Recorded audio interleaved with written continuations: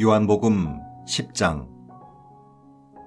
할 수 있는 한 분명히 말하겠다. 양의 우리에 들어갈 때 문으로 들어가지 않고 울타리를 넘거나 뚫고 들어가는 사람은 딴 속셈이 있는 양도둑이다. 목자는 곧바로 문으로 간다. 문지기는 목자에게 문을 열어주고 양들은 그의 음성을 알아듣는다. 목자는 자기 양들의 이름을 하나하나 불러 밖으로 데리고 나간다. 양들을 모두 데리고 나가면 목자는 앞장서 가고 양들은 그를 따라간다. 양들이 목자의 음성을 잘 알기 때문이다. 양들은 낯선 사람의 음성은 따르지 않고 오히려 뿔뿔이 흩어진다. 낯선 자의 목소리에는 익숙하지 않기 때문이다. 예수께서 이토록 쉽게 이야기해 주셨으나 그들은 그분이 무슨 말씀을 하시는지 전혀 깨닫지 못했다. 그래서 예수께서 다시 말씀하셨다. 그렇다면 분명히 말하겠다. 나는 양들이 드나드는 문이다. 다른 사람들은 모두 못된 일을 꾸민다. 그들은 하나같이 양 도둑이다. 양들은 그들의 말을 듣지 않는다. 나는 문이다. 나를 통해 들어오는 사람은 누구나 보살핌을 받고 풀밭을 찾게 될 것이다. 도둑은 오직 훔치고 죽이고 멸망시키려고 올 뿐이다. 내가 온 것은 양들로 참되고 영원한 생명을 얻게 하고 그들이 꿈꾸던 것보다 더 나은 삶을 얻게 하려는 것이다. 나는 선한 목자다. 선한 목자는 자기보다 양들을 먼저 생각해서 필요하다면 자기를 희생하기까지 한다. 삭구는 참된 목자가 아니다. 삭구는 양들을 하찮게 여긴다. 이리가 오는 것을 보면 양들을 버리고 급히 달아난다. 그러나 양들은 이리에게 잡아먹히거나 뿔뿔이 흩어지고 만다. 삭군이 관심을 기울이는 것은 돈밖에 없다. 삭군은 양들을 소중히 여기지 않는다. 나는 선한 목자다. 나는 내 양들을 알고 내 양들도 나를 안다. 아버지께서 나를 아시고 내가 아버지를 아는 것과 같다. 나는 내 자신보다 양들을 먼저 생각해서 필요하다면 내 목숨까지 내어준다. 너희는 이 우리에 있는 양들 말고도 다른 양들도 있다는 것을 알아야 한다. 나는 그 양들도 모아서 데려와야 한다. 그들도 내 목소리를 알아듣고 한 목자 아래서 한 양떼가 될 것이다. 아버지께서 나를 사랑하신다. 그것은 내가 목숨을 기꺼이 버리기 때문이다. 또한 나는 목숨을 다시 얻을 자유도 있다. 아무도 내게서 목숨을 앗아가지 못한다. 나는 내 자유의지로 내 목숨을 버린다. 나는 목숨을 버릴 권한도 있고 다시 얻을 권한도 있다. 나는 이 권한을 내 아버지에게서 직접 받았다. 이 말씀 때문에 유대인들 사이에 또다시 의견이 갈렸다. 그들 중 많은 사람들이 말했다. 그는 미치광이요. 완전히 제정신이 아닙니다. 무엇 때문에 그의 말을 듣고 있는 거요? 그러나 다른 사람들은 그렇게 생각하지 않았다. 이것은 미친 사람의 말이 아니오. 미치광이가 눈먼 사람의 눈을 뜨게 할 수 있겠소? 바로 그 즈음에 사람들이 예루살렘에서 한우카를 지키고 있었다. 때는 겨울이었다. 예수께서 성전 안에 있는 솔로몬 회랑을 거닐고 계셨다. 유대인들이 그분을 에워싸며 말했다. 당신은 언제까지 우리로 추측만 하게 만들 작정이오? 당신이 메시아라면 속 시원하게 말해보시오. 예수께서 대답하셨다. 내가 말했지만 너희는 믿지 않는다. 내가 행한 모든 일은 내 아버지께서 인정해 주신 것이며 그것은 말보다 더 분명한 증거다. 너희가 나를 믿지 않는 것은 내 양이 아니기 때문이다. 내 양들은 내 목소리를 알아듣는다. 나는 내 양들을 알고 내 양들은 나를 따른다. 나는 그들에게 참되고 영원한 생명을 준다. 그들에게는 파괴자의 손길이 결코 닿지 못할 것이다. 아무도 그들을 내 손에서 빼앗아갈 수 없다. 그들을 내게 맡기신 아버지는 파괴자나 도둑보다 훨씬 크신 분이다. 아무도 그들을 내 아버지에게서 빼앗아갈 수 없다. 나와 아버지는 한 마음, 한 뜻이다. 유대인들이 또다시 돌을 집어들고 예수를 치려고 했다. 예수께서 말씀하셨다. 나는 아버지께로부터 온 많은 선한 일을 너희에게 선물로 주었다. 너희는 그 가운데 무엇 때문에 나를 돌로 치려고 하느냐? 유대인들이 말했다. 우리가 당신을 돌로 치려는 것은 당신이 행한 선한 일 때문이 아니라 당신 스스로를 하나님이라 일컫는 신성 모독죄 때문이요. 예수께서 말씀하셨다.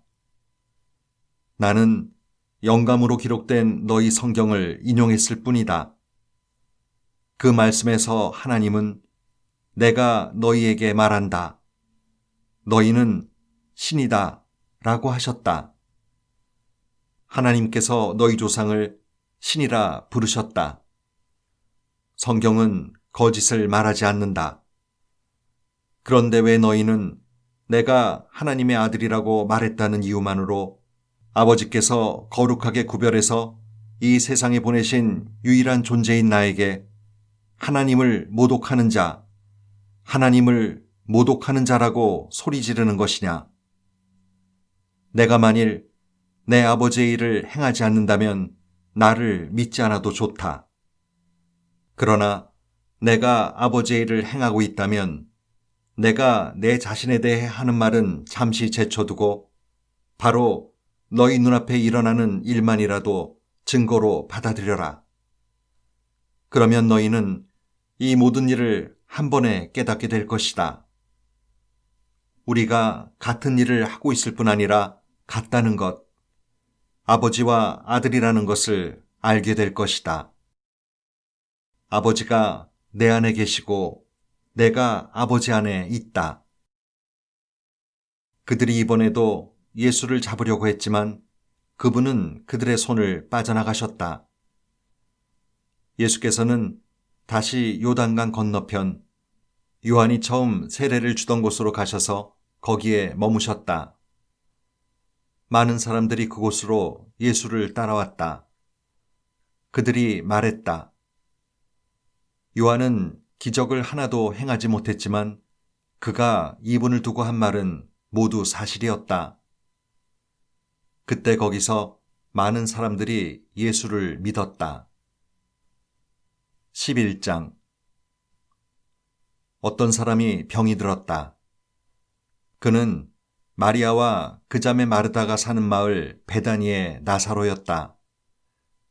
이 마리아는 주님의 발에 향유를 바르고 자기 머리카락으로 그 발을 닦아드린 사람이었다.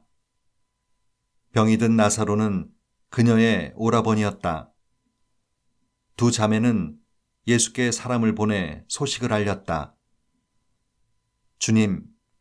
주님께서 사랑하는 사람이 깊은 병이 들었습니다. 예수께서 그 소식을 듣고 말씀하셨다. 그 병은 죽을 병이 아니다. 그것은 하나님의 영광을 드러내는 기회가 될 것이다. 그 일로 하나님의 아들이 영광을 받을 것이다. 예수께서는 마르다와 그 자매 마리아와 나사로를 사랑하셨다. 그러나 나사로가 아프다는 소식을 듣고도 그분은 계시던 곳에서 이틀을 더 머무셨다. 이틀 후에 예수께서 제자들에게 말씀하셨다. 다시 유대로 가자. 제자들이 말했다. 랍비님, 그리로 가시면 안 됩니다. 유대인들이 선생님을 죽이려고 하는데 다시 가시다니요. 예수께서 대답하셨다. 낮은 12시간이 아니냐. 낮에 다니는 사람은 햇빛이 넉넉하기 때문에 넘어지지 않는다. 그러나 밤에 다니는 사람은 자신이 어디로 가는지 볼 수 없기 때문에 넘어진다. 이 말씀을 하신 뒤에 예수께서 이렇게 말씀하셨다. 우리 친구 나사로가 잠들었다. 내가 가서 깨워야겠다. 제자들이 말했다. 주님, 그가 잠들었다면 푹 쉬고 나서 기분 좋게 깰 것입니다. 예수께서는 죽음을 두고 하신 말씀인데 제자들은 잠시 잠을 잔다는 뜻으로 받아들였다. 그래서 예수께서 분명하게 밝히셨다. 나사로가 죽었다. 내가 거기에 있지 않은 것이 너희에게는 잘된 일이다. 너희는 이 일로 믿음의 눈을 뜨게 될 것이다. 이제 그에게 가자. 바로 그때 쌍둥이라고 불리는 도마가 동료들에게 말했다. 갑시다. 우리도 그와 함께 죽는 것이 낫겠습니다. 예수께서 마침내 베다니에 도착해서 보니 나사로가 죽은 지 벌써 나흘이 되었다. 베다니는 예루살렘에서 몇 킬로미터밖에 떨어지지 않은 곳이어서 많은 유대인들이 마르다와 마리아를 찾아와 나사로를 잃은 그들을 위로하고 있었다. 마르다는 예수께서 오신다는 소식을 듣고 그분을 마중하러 나갔고 마리아는 집에 남아 있었다. 마르다가 말했다. 주님께서 여기에 계셨더라면 제 오라버니가 죽지 않았을 것입니다. 그러나 지금이라도 주님이 구하시면 하나님께서 무엇이든지 들어주실 것을 제가 압니다. 예수께서 말씀하셨다. 네 오라버니가 다시 살아날 것이다. 마르다가 대답했다. 마지막 날 부활 때에 제 오라버니가 다시 살아날 것을 제가 압니다. 마지막 날까지 기다리지 않아도 된다. 지금 이 순간에 나는 부활이요 생명이다. 나를 믿는 사람은 죽어도 살고 누구든지 살아서 나를 믿는 사람은 결코 죽지 않을 것이다. 네가 이것을 믿느냐? 믿습니다, 주님. 저는 주님이 메시아이시며 이 세상에 오시는 하나님의 아들이신 것을 처음부터 믿었습니다. 이 말을 한 뒤에 마르다는 동생 마리아에게 돌아가서 귓속말로 이렇게 말했다. 선생님이 오셨는데 너를 찾으시는구나. 이 말을 들은 마리아는 벌떡 일어나 예수께 달려갔다. 예수께서는 아직 마을에 들어가지 않으시고 마르다가 마중 나왔던 곳에 계셨다. 마리아를 위로하던 유대인 친구들은 그녀가 달려가는 것을 보고 그녀가 무덤에 가서 울려는가 생각하고 따라 나섰다. 마리아는 예수께서 기다리고 계신 곳에 가서 그분 발 앞에 엎드렸다. 주님이 여기에 계시게만 했어도 제 오라버니가 죽지 않았을 것입니다. 마리아도 마리아와 함께 온 유대인들도 울었다. 그 모습을 보시며 그분 안에 깊은 분노가 북받쳐 올랐다. 예수께서 말씀하셨다. 그를 어디에 두었느냐? 사람들이 말했다. 주님, 와서 보십시오. 예수께서 눈물을 흘리셨다. 유대인들이 말했다. 보시오, 저분이 그를 얼마나 깊이 사랑하셨는지. 그들 가운데 또 다른 이들이 말했다. 글쎄요, 저분이 그를 그토록 사랑했다면 왜 그가 죽지 않도록 손을 쓰지 않았을까요? 저분은 눈먼 사람의 눈을 뜨게 해준 분이지 않습니까? 예수께서 무덤에 이르셨을 때 그분 안의 분노가 다시 북받쳐 올랐다. 무덤은 산허리에 있는 소박한 굴인데 입구가 돌로 막혀 있었다. 예수께서 말씀하셨다. 돌을 치워라. 죽은 자의 누이인 마르다가 말했다. 주님, 이미 악취가 납니다. 죽은 지 나흘이 되었습니다. 예수께서 마르다의 눈을 들여다보며 말씀하셨다. 네가 믿으면 하나님의 영광을 볼 것이라고 내가 말하지 않았느냐? 그러고는 어서 돌을 치워라 하고 다른 사람들에게 명하셨다. 사람들이 돌을 치우자 예수께서 하늘을 우러러보며 기도하셨다. 아버지, 내 말을 들어주시니 감사합니다. 아버지께서 언제나 들으신다는 것을 내가 압니다. 그러나 내가 이렇게 말씀드린 것은 여기 서 있는 이 사람들 때문입니다. 아버지께서 나를 보내신 것을 저들로 믿게 하려는 것입니다. 그런 다음에 예수께서 큰 소리로 외치셨다.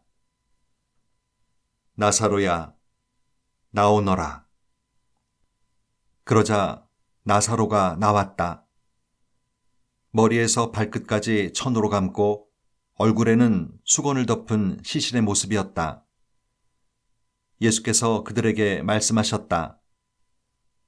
마음대로 움직이게 그를 풀어주어라. 그 사건은 마리아와 함께 있던 많은 유대인들에게 전환점이 되었다. 그들이 예수께서 하신 일을 보고 그분을 믿게 된 것이다. 그러나 몇몇 사람들이 바리새인들에게 돌아가 예수께서 하신 일을 밀고 했다.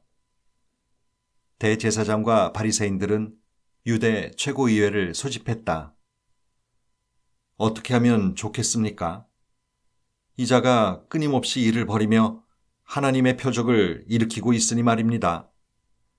이대로 두면 조만간 모든 사람이 그를 믿게 될 테고, 그러면 로마 사람들이 와서 얼마 남지 않은 우리의 권력과 특권마저 빼앗고 말 것입니다.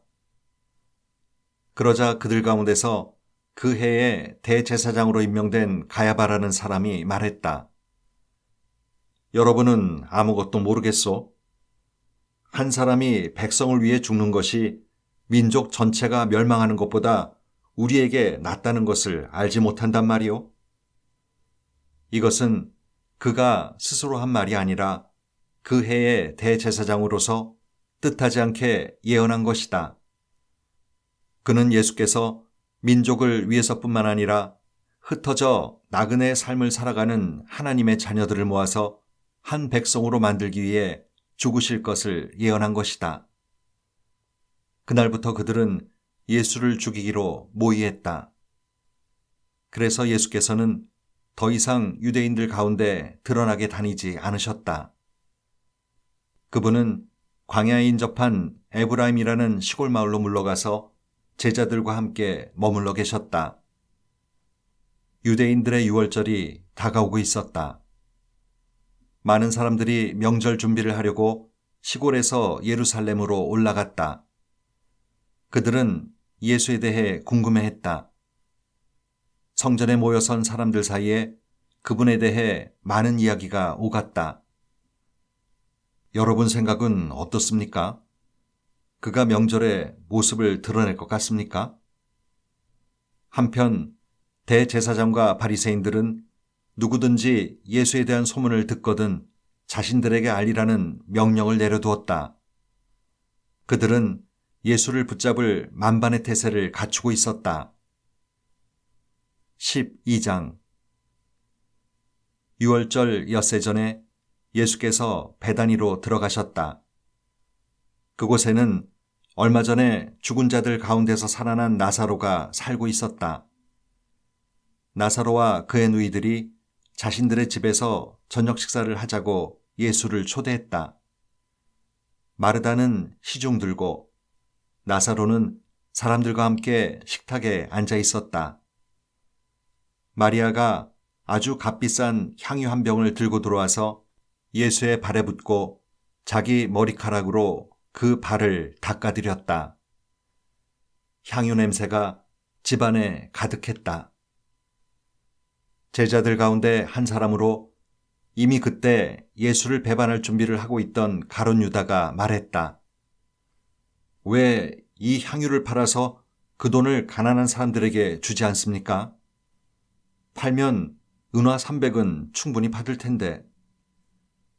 이렇게 말한 것은 그가 가난한 사람들을 생각해서가 아니라 도둑이었기 때문이다. 그는 일행의 공금을 맡고 있었는데 그것을 빼돌리기도 했다. 예수께서 말씀하셨다. 그 여자를 가만두어라. 그 여자는 내 장례식을 내다보고 예를 표한 것이다. 가난한 사람들은 너희와 항상 함께 있지만 나는 너희와 항상 함께 있는 것이 아니다. 예수께서 다시 마을에 오셨다는 소문이 유대인들 사이에 퍼졌다. 사람들이 예수뿐만 아니라 죽은 자들 가운데서 살아난 나사로도 보려고 몰려왔다. 대제사장들은 나사로를 죽이기로 모의했다. 나사로 때문에 많은 유대인들이 예수를 믿었기 때문이다. 이튿날 명절을 지키러 와 있던 많은 무리가 예수께서 예루살렘에 들어오신다는 말을 들었다. 그들은 종려나무 가지를 꺾어 들고 그분을 맞으러 나가서 환호했다.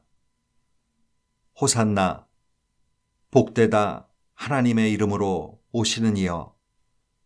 복되다 이스라엘의 왕이여. 성경에 기록된 대로 예수께서 어린 나귀를 얻어 타셨다. 두려워하지 마라, 딸 시온아. 너의 왕이 오시는 모습을 보아라. 나귀 새끼를 타고 오신다. 제자들은 성경의 많은 구절이 성취된 것을 당시에는 알아채지 못했다. 그러나 예수께서 영화롭게 되신 뒤에 그들은 그분에 대한 기록된 것과 그분께 일어난 일이 일치한다는 것을 기억해냈다. 예수께서 나사로를 불러 죽은 자들 가운데서 일으키실 때에 그 자리에 있던 사람들이 자신들이 목격한 것을 이야기했다. 그들이 얼마 전에 있었던 하나님의 표적에 대해 소문을 퍼뜨렸기 때문에 환영하는 무리가 더 늘어났던 것이다. 바리새인들이 그 모습을 보고 체념하듯 말했다. 이제는 통제불능이요. 온 세상이 저자의 뒤를 따라 몰려가고 있어. 명절을 맞아 예배를 드리려고 올라온 그리스 사람들이 있었다. 그들이 갈릴리 베세다 출신인 빌립에게 다가가서 말했다. 선생님, 우리가 예수를 뵙고 싶습니다. 도와주시겠습니까? 빌립이 안드레에게 가서 말했다. 안드레와 빌립이 예수께 가서 말씀드리자 예수께서 대답하셨다. 때가 되었다. 인자가 영광을 받을 때가 왔다. 잘 들어라. 밀알 하나가 땅에 묻혀 완전히 죽지 않으면 한 알 그대로 남아있다. 그러나 밀알 하나가 땅에 묻혀 죽으면 싹이 나서 몇 배의 열매를 맺는다. 마찬가지로 누구든지 현재의 목숨에 집착하는 사람은 그 목숨을 잃을 것이다. 그러나 앞뒤를 재지 않는 사랑으로 그 목숨을 버리는 사람은 참되고 영원한 생명을 얻게 될 것이다. 너희 가운데 누구든지 나를 섬기려는 사람은 나를 따라오너라. 나를 섬기는 사람은 내가 있는 곳에 있게 될 것이다.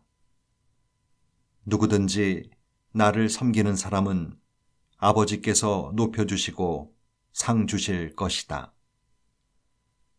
내 마음은 몹시 흔들리고 있다. 그러니 내가 무슨 말을 하겠느냐? 아버지, 나를 여기에서 벗어나게 해주십시오. 라고 말해야 하겠느냐? 아니다. 나는 처음부터 이것 때문에 온 것이다. 나는 아버지의 영광을 드러내 보이십시오. 라고 말하겠다. 그러자 하늘에서 한 음성이 들려왔다. 내가 이미 영화롭게 했고 앞으로도 영화롭게 할 것이다. 그 소리를 들은 무리가 말했다. 천둥 소리다. 다른 사람들이 말했다. 천사가 이분께 말한 것이다. 예수께서 말씀하셨다. 이 음성은 나를 위해서가 아니라 너희를 위해서 들려온 것이다.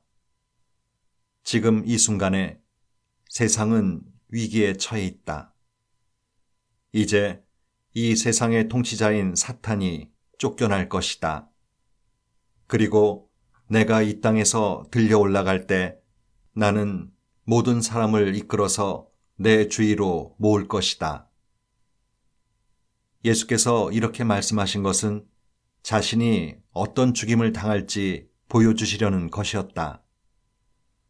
무리 가운데 대답하는 소리가 들려왔다. 우리는 하나님의 율법에서 메시아가 영원히 계신다고 들었습니다. 그런데 선생님은 인자가 들려야 한다고 하시니 어째서 그래야 합니까? 선생님이 말씀하신 인자가 누구입니까? 예수께서 말씀하셨다. 빛이 너희 가운데 있는 것은 잠시뿐이다. 빛이 너희 가운데 있는 동안 다녀라. 그래서 어둠이 너희를 멸하지 못하게 하여라. 너희가 어둠 속에 다니면 자신이 어디로 가는지 알지 못한다. 빛이 너희와 함께 있는 동안 그 빛을 믿어라. 그러면 그 빛이 너희 안에 있으면서 너희 삶을 속속들이 비춰줄 것이다. 너희는 빛의 자녀가 될 것이다. 예수께서 이 모든 것을 말씀하시고 나서 몸을 숨기셨다. 예수께서 이 모든 하나님의 표적을 보여주셨지만 그들은 받아들이지도 않았고 그분을 신뢰하지도 않았다. 이 일로 예언자 이사야의 말이 옳다는 것이 확인되었다.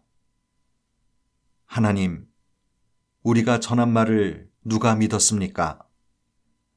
하나님께서 팔을 뻗어 행하려고 하시건만 누가 그것을 알아보았습니까?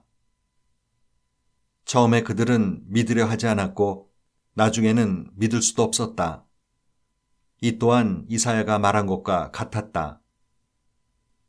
그들의 눈은 멀었고 그들의 마음은 완고해졌으니 이는 그들이 눈으로 보고 마음으로 깨달아서 나 하나님께로 돌아와 내게 고침을 받지 못하게 하려는 것이다. 이것은 이사야가 메시아를 통해 폭포수처럼 쏟아지는 하나님의 빛을 스치듯 보고 나서 한 말이었다. 한편 지도자들 가운데서 상당수가 믿었다. 그러나 바리새인들 때문에 자신들의 믿음을 밖으로 드러내지는 않았는데 회당에서 쫓겨날까봐 두려웠기 때문이다. 그들은 위기의 순간에 하나님의 영광보다는 사람의 인정을 받는 것에 더 신경을 썼던 것이다. 예수께서 이 모든 말씀의 결론으로 이렇게 외치셨다. 누구든지 나를 믿는 사람은 나를 믿는 것이 아니라 나를 보내신 분을 믿는 것이다. 누구든지 나를 보는 사람은 사실은 나를 보내신 분을 보는 것이다. 나는 이 세상에 온 빛이다. 내가 온 것은 나를 믿는 모든 사람들로 더 이상 어둠 속에 머물지 않게 하려는 것이다. 만일 누가 내 말을 듣고 진지하게 받아들이지 않는다고 해도 나는 그를 심판하지 않는다. 나는 세상을 심판하기 위해 온 것이 아니라 세상을 구원하기 위해 왔다. 그러나 나를 회피하고 내 말을 받아들이지 않는 사람은 스스로 심판받기를 선택하는 것이다. 육신이 된 그 말씀. 내가 너희에게 말했을 뿐 아니라 바로 나 자신이기도 한 그 말씀이 너희의 운명을 결정할 말이다. 그 말씀 가운데 어느 것도 내 마음대로 지어낸 것이 없다. 나를 보내신 아버지께서 내가 무엇을 말하고 어떻게 말해야 하는지를 지시해 주셨다. 나는 아버지의 명령이 어떤 열매를 맺는지 정확히 안다. 그것은 참되고 영원한 생명이다.